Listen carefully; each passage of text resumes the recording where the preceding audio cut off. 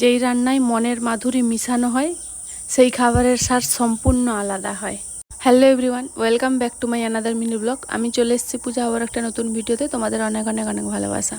প্রতিদিন তো তোমাদের সঙ্গে আমি আমার ডেলি লাইফের ব্লগ শেয়ার করি, তো সেখানে আমি কিছু কিছু পার্ট করে শেয়ার করার চেষ্টা করি, কারণ ফুল সারাদিনের যে কাজগুলো আমি করি সেইগুলো একটা ভিডিওতে দিতে গেলে তো অনেক বড় ভিডিও হয়ে যাবে, কিংবা তোমাদেরও বিরক্ত লাগবে দেখতে। এই জন্য আমি তোমাদের সঙ্গে চেষ্টা করি প্রতিটা কাজ পার্ট করে দেওয়ার, ভিডিও দেওয়ার। তোমাদের দেখেও ভালো লাগবে আর আমারও শেয়ার করতে যাতে সুবিধাও হয়। কোনো দিন ঘর গোছানো, কোনো দিন ঘর মোছা, কোনো দিন বাসন মাজা, রান্নাঘর পরিষ্কার করা। না, আজকের ভিডিওটা একটু অন্যরকম। তোমরা দেখেই সেটা বুঝতে পেরেছো। আমি আজকে কিছু সবজি নিয়ে কাটাকাটি করতে বসেছি, তার মানে বুঝতে পেরেছো আজকে একটু রান্নার ভিডিও শেয়ার করব, মানে লাঞ্চের ভিডিও আজকে। তো গরমে এই জ্বালা পোড়া রোদে এত কষ্ট করে উনুনে আমি রান্না করি কিভাবে, তোমাদের সঙ্গে আমি শেয়ার করব। আমার এই জার্নিটা কিন্তু খুব সহজ নয় এখন।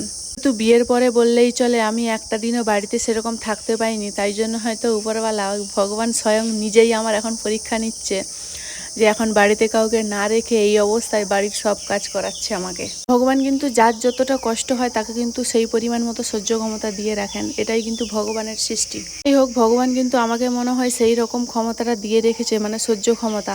এই অবস্থায় আমি এত রোদে গরমে উনুনে রান্না করে সবার মুখে একটু হাসি দেখার জন্য আমি খাবার জোগাড় করে দিচ্ছি কিন্তু সবাইকে। চেষ্টা করি আগেকার দিনে মা বোনেদের মতো যেরকম বাড়িতে সারা দিন সব কাজ করতেন ওনারা, তো আমিও চেষ্টা করি সব রকম কাজ করার। তবুও করি আমি কম বেশি সব রকম কাজ। যেহেতু এখন রোদ গরম পড়েছে, তোমরা তো বুঝতেই পারছো কি হারে এবছর গরম পড়েছে, তার জন্য কিন্তু আমি খুব তাড়াতাড়ি রান্নাটা করে নেই, কারণ যেহেতু আমাকে বাইরে উনুনে রান্না করতে হয় আর ওয়েদারও তেমন ভালো নয়, ভালো বলতে খুবই গরম পড়েছে এখন। জন্য আমি রোজ চেষ্টা করি 10:30 11টার মধ্যে যাতে আমার দুপুরের রান্নাটা কমপ্লিট করা যায়। তবু একদিন দেরি হয়ে যায়, কিছু করার নেই, কারণ বাড়ির সব কাজ করে তো আমাকে রান্নাটা বসাতে হবে। আগেকার দিনে মা জেঠিমারা মাসিমারা বলতেন, কিন্তু আমরা কিন্তু আমাদের ডেলিভারি পর্যন্ত, মানে ডেলিভারি হওয়ার সিচুয়েশন পর্যন্ত আমরা বাড়ির সব কাজ করেছি, মাঠে খেটে এসেছি আমরা, কিন্তু তোরা কেন পারিস না। এই যে কথা একটা বলে না, শুনলেই সত্যি কেমন একটা লাগে, মানে মন খারাপ হয়ে যায়। আসলে তারা বোঝে না পুরো বদলে গেছে দুনিয়া, সব কিছুই বদলে গেছে, তারা এইটুকুনি মাথায় রাখে না। যাই হোক, মুরব্বীদের কথা হচ্ছে গিয়ে, মানে মুরব্বীদের কাজটাই ওটাই, তারা জ্ঞান দেবে, তো জ্ঞানটা আমাদেরকে শুনতেই হবে। তাতে আমাদের মনে হলে আমরা কাজে লাগাবো, না হলে আমরা কাজে লাগাবো না, সেটা আমাদের নিজেদের ওপর ডিপেন্ড করছে। সারাদিন বাড়িতে থেকে যখন বোর হয়ে যায়, যখন ওই ভিডিওগুলো করার পরে এডিট করতে বসি, দেখলে সত্যি মনটা ভালো হয়ে যায়।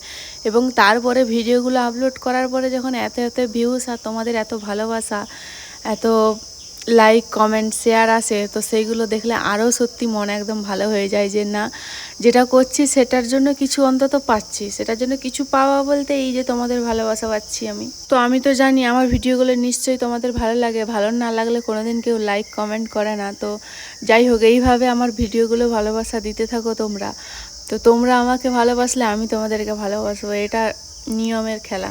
যাই হোক, এদিকে তো অনেক বকর করলাম, এদিকে তোমাদেরকে বলাই হচ্ছে না আমি আজকে কি রান্না করতে বসছি।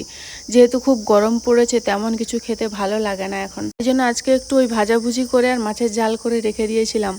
ভাজা করেছিলাম বলতে কুঞ্চি ভাজা করেছিলাম, পটল ভাজা, শাক ভাজা, আর ছিল মাছের ঝাল, আর একটু টক ছিল।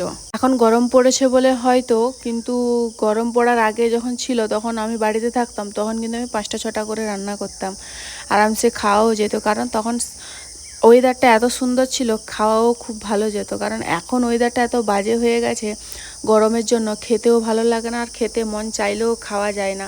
সব সময় যেন মনে হয় পেট ভারী হয়ে আছে, পেট ভর্তি হয়ে আছে, আর জল খেলে যেন মনে হয় শান্তি, জলের থেকে আর কিছু নেই এই গরমে। তোমরা একটু কমেন্ট করে জানাবে তো কারা কারা আমার মতো উনুনে রান্না করতে এইভাবে পছন্দ করো। আমাদের ঘরে গ্যাস আছে, কিন্তু আমি গ্যাসে রান্না করতে ভালোবাসি না। দাঁড়িয়ে গ্যাসে রান্না করতে আমার অনেক কষ্ট হয়, কিংবা সাফোকেশন মতো লাগে। একটা ফাঁকা পরিবেশের মধ্যে রান্না করতে বসলে তার মজাটাই আলাদা। প্রকৃতির হাওয়া খেয়ে যদি রান্না করা যায়, কত সুন্দর লাগে, শরীরও ভালো থাকে, তাতে মনও ভালো থাকে। আরও জেঠিমা কাকিমারা আগেকার দিনে বলতেন, এই সময় যদি কেউ বাটনা বাটে, ঘর মোছামুছি করে, তাহলে নাকি তার নর্মাল ডেলিভারি হওয়ার চান্স খুব বেশি থাকে। হ্যাঁ, সেটা ঠিক আছে, কিন্তু আগেকার দিনে সবারই নর্মাল ডেলিভারি হতো, কিন্তু এখন কি হলো, কেন বদলে গেল সব কিছু, সেটা তোমরা কি একবার ভেবে দেখেছো জেঠিমা কাকিমারা? তো আমার রান্না তো প্রায় শেষের পথেই বললেই চলে। তো কাদের ঘরে এরকম তাড়াতাড়ি রান্না করে না এই গরমের জন্য, একটু কমেন্ট করে জানাবে। প্লাস কাদের ঘরে কে কী রান্না করছো সেটাও আমাকে জানাবে। আমি খেতে যাব না, ভয় পেও না। তোমরা যারা যারা আমি কি রান্না করছি বললাম, যাদের যাদের ভালো বা পছন্দ এই রান্নাগুলো, তারা যদি খেতে আসতে চাও আসতে পারো। আমি সবসময় ওয়েলকাম জানাবো আমার বাড়িতে আসার জন্য। একটা জিনিস লক্ষ্য করে দেখেছি, আমি কিন্তু অনেক সব টাইপের ভিডিও দেই তোমাদের সঙ্গে শেয়ার করার চেষ্টা করি, কিন্তু তোমরা কিন্তু আমার এই যে ডেলি ব্লগগুলো, যেগুলো বাড়ির কাজ বাজ আমি সেইগুলো তোমাদের সঙ্গে শেয়ার করি, সেইগুলোতে কিন্তু তোমরা অনেক অনেক ভালোবাসা দিও।